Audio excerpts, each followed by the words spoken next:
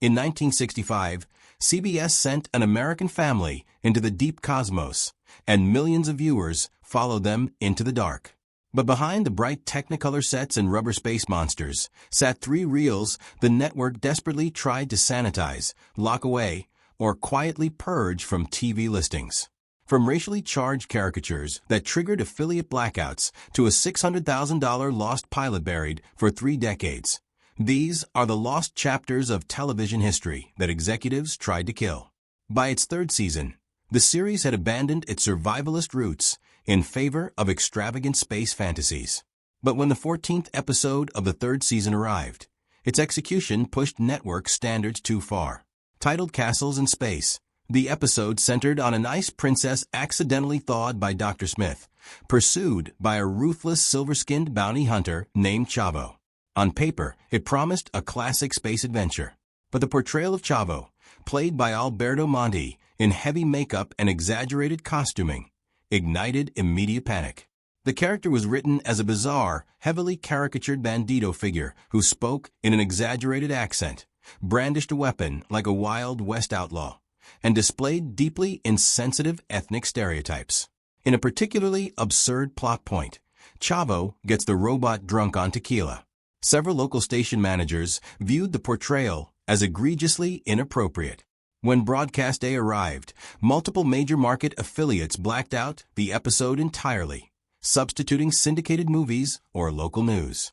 Viewers expecting the Robinson family found their screens replaced without warning. For years afterward, Castles in Space was frequently pulled from rerun packages by programmers who feared renewed backlash. The tapes were quietly shelved. This kind of content reckoning feels strikingly contemporary in 2025 and 2026, as streaming platforms like Disney Plus have faced their own waves of scrutiny over legacy content, with classic shows now carrying disclaimers or having episodes removed entirely over offensive depictions once considered acceptable. In the mid-60s, spending $600,000 on a single television pilot was an astronomical gamble. Millions in today's money poured into 49 minutes of unproven footage. Producer Irwin Allen threw everything at the screen: sweeping matte paintings, expensive miniatures, elaborate sets, and high-octane action. Yet the original 1965 pilot, No Place to Hide, was flatly rejected by network executives and buried in studio vaults for nearly 3 decades. The reason was a radical mismatch in tone. The pilot presented a starkly different vision: a serious, hard-edged survival drama following the crew of the Gemini 12, a sleek saucer-shaped vessel carrying a pioneer family to colonize a distant planet. When a rogue meteor shower strikes, the controls lock up, stranding them on a hostile alien world with sub-zero weather and towering Cyclops giants. Network executives felt an undeniable void. The pilot was dark, heavy on technical jargon, and emotionally distant. More importantly, it was missing the 2 pivotal figures that would define its identity. There was no scheming villain and no robot. Without an antagonist to drive conflict or a metallic foil for humor and heart, the network feared the series would prove too bleak for family viewing. Rather than scrapping the investment, executives demanded Allen overhaul the premise and introduce both a saboteur and a mechanical companion. The original pilot was sealed in a vault. Large portions were re-edited and blended with newly filmed scenes to create a lighter, campier premiere. Had that original reel aired, viewers would have received a gritty space survival epic focused purely on human endurance. When studio executives ordered the overhaul, they knew the show needed a weekly catalyst. Enter Dr. Zachary Smith, played by Jonathan Harris. Introduced in the newly filmed premiere, The Reluctant Stowaway, Smith was originally written as a cold-blooded foreign operative tasked with sabotaging the mission from within. He was intended as a ruthless villain who would trap the crew before meeting a swift end within a few episodes. But what emerged on screen was a complete subversion. In the original script, Smith was devoid of warmth or charm, a lethal agent who programmed the robot to destroy the ship's guidance systems. His own treachery backfired, trapping him aboard as the vessel blasted into space. On set, Harris recognized a fatal flaw. A purely evil, static villain had a very short shelf life on family television. If his character remained a cold-hearted killer, the crew would eventually have no choice but to maroon him. Determined to save his job, Harris began taking unauthorized creative liberties. He abandoned the menacing Cold War spy tone in favor of a theatrical, cowardly, and pompously articulate persona. He improvised now iconic, alliterative insults directed at the robot, transforming life-threatening scenes into dark comedic relief. When producers saw the daily rushes, they realized Harris had unlocked something unexpected. Rather than a terrifying monster, Dr. Smith had become a delightfully pathetic, self-serving coward audiences couldn't take their eyes off. This unscripted transformation created a massive dilemma. The network had ordered a serious sci-fi show with a dangerous antagonist, but the footage contained a villain morphing into a comedic antihero. Recognizing the performance was magnetic, producers ordered emergency re-edits. Darker dialogue was dubbed over or cut entirely. Scenes depicting Smith as a cold-blooded killer were scrubbed from the broadcast master. The saboteur was buried forever in the cutting room floor, replaced by the scheming doctor who would hijack the entire focus of the show. Long before Lost in Space reached the screen, Irwin Allen found himself locked in a legal feud that nearly crushed the show. In December 1962, nearly 3 years before the Robinson family debuted on CBS, Western Publishing launched a comic series titled Space Family Robinson through its Gold Key imprint. The comic followed a family of space travelers whose ship drifted into the unknown after a cosmic accident. When CBS announced in late 1964 that it had greenlit Allen's series about a family named Robinson lost in the cosmos, Western Publishing's legal department immediately slapped the studio with copyright infringement claims. The similarities were undeniable. Both featured a heroic family adrift in space. Both shared the iconic surname, and both leaned into extraterrestrial hazards. For a network investing millions, a copyright lawsuit threatened to derail the entire launch. Behind closed doors, lawyers scrambled to negotiate a settlement before Western Publishing could file an injunction freezing production. Rather than battling in a costly public courtroom war, CBS and Western Publishing struck a quiet, out-of-court agreement.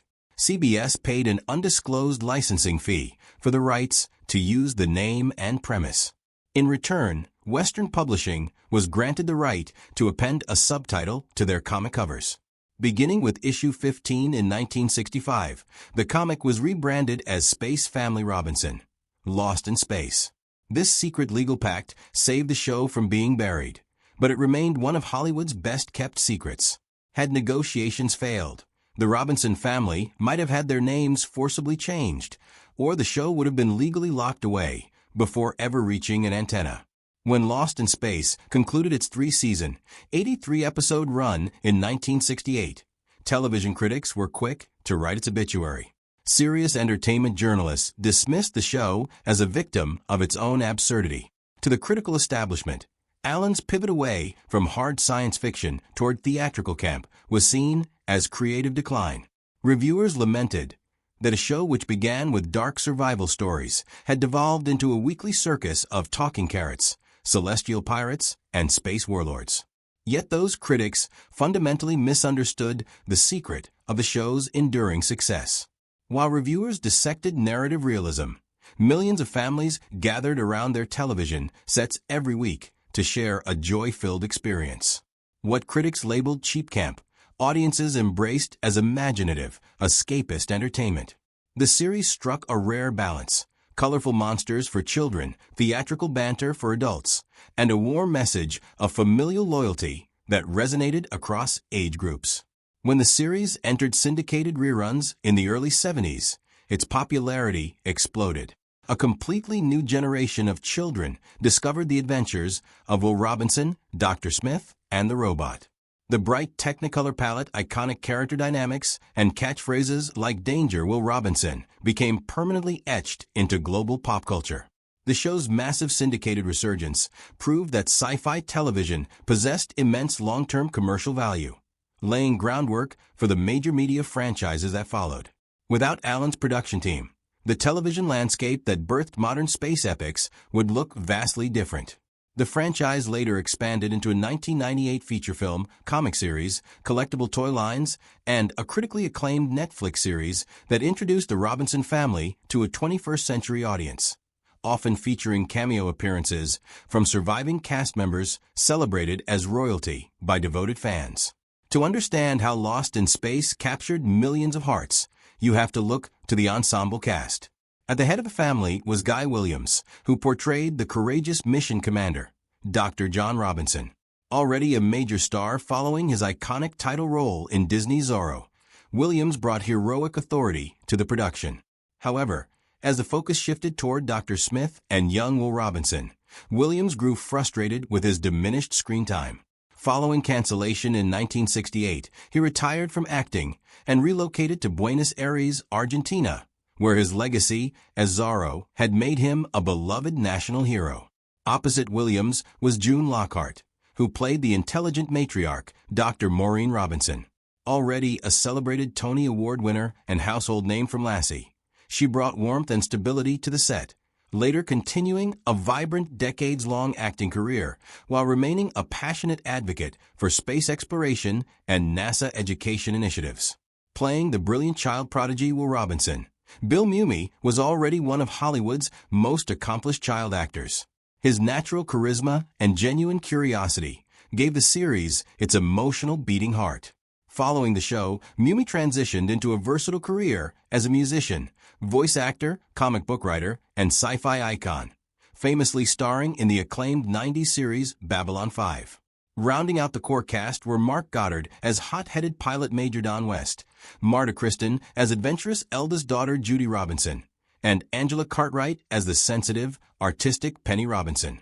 Goddard later earned a master's degree in education and worked as a special education teacher for decades before his passing in 2023. Kristen and Cartwright, the latter already famous for her role as Brigida in The Sound of Music, both built diverse artistic careers spanning photography, design, writing, and continued acting.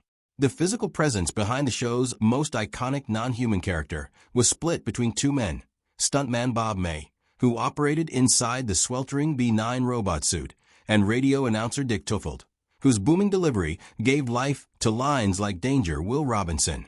Together, this tight-knit ensemble formed an enduring bond that extended far beyond the soundstage. Looking back across more than half a century of television history, the battle between 60s critics and the viewing audience has a clear winner.